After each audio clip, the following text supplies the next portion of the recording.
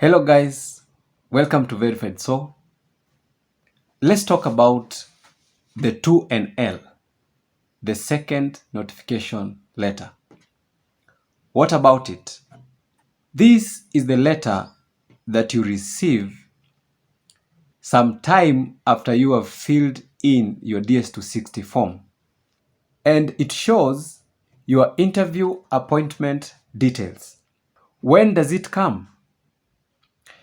The second notification letter will only come after your DS260 has been processed by KCC. That is the first condition. It will also come when your case becomes current. That's the second condition.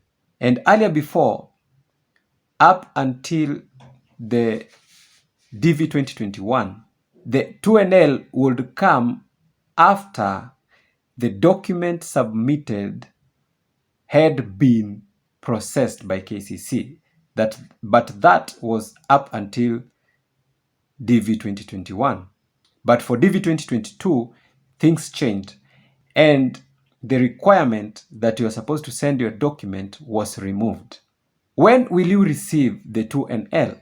First of all, the 2NL will be sent to you by KCC a few weeks before your scheduled interview. It is normally around 6 weeks or so.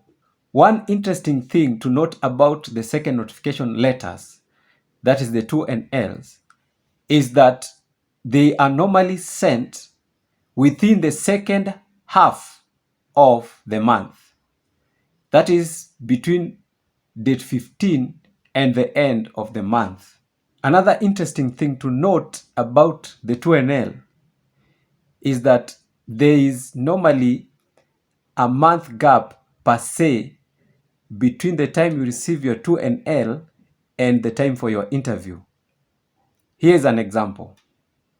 If your interview is in the month of April, you would have received your 2NL in the month of February between date 15th and the end of February. And if your interview is to be on March, you will have received your 2NL on January between date 15 and 31st of January. Normally, there is a gap per se of a month in between. Another thing to note about 2NLs, the second notification letters, is that all the cases that would have been processed by the end of a particular month will be current the following month in the visa bulletin. Here's an example. All the cases that KCC will have processed by the end of July or early August will appear in the visa bulletin of August as current.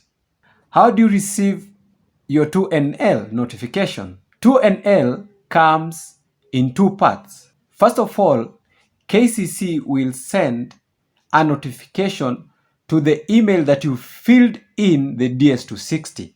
And that email will basically tell you that you have a pending update, and it will direct you to the entrant status check page on the dvprogram.state.gov, the same place where you used to check for your results. The second part will be when you click on that redirection and visit the entrant status check and putting in your details, you'll see the second notification letter there. Remember, the email does not have the second notification letter. It only notifies you that you have an update and redirects you to the dvprogram.state.gov, that page of the entrant status check. And then when you visit that page and put in your details, you'll find out that your first notification letter the letter that you received when you were told you were selected has been replaced by the second notification letter. The second notification letter will basically contain your interview information. It will have your details, and secondly, it will have your interview details and the dates of your interview. Finally, even if you forgot which email you had used, it's not a must that you have an email for you to receive your second notification letter. You can just keep on checking on that entrance status page frequently for you to see if you have received your second notification letter. So that's all about the 2NL, and I hope that you have understood it, and let's meet in the next video.